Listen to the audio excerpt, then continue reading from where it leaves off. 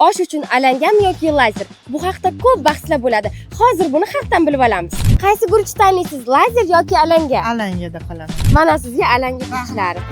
Biza qilaylik deyosh. Voy, malatsi. Lazer zo'r. Lazer zo'ra.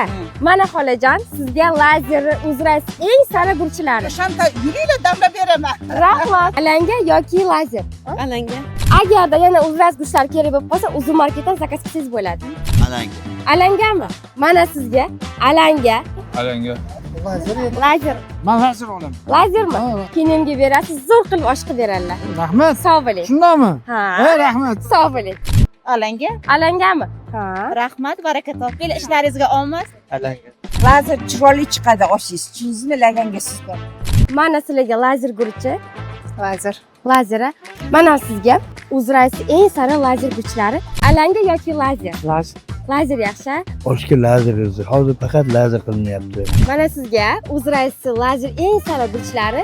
Endi eng yaxshi guruch hozir lazer guruch.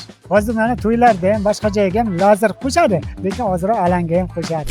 Amaki mana sizga yana uzrasidan alanga guruch ham, bundan ham osh tanlab ko'rsangiz. Fikrlar har xil bo'ldi. Xalqimiz uchun eng sara, mazali guruchlari alangami, lazermi farqi yo'q, eng muhimi sifatli bo'lishi kerak ekan. Profilga kirib ko'ring, guruchni qanday tanlashni ko'rsatdik.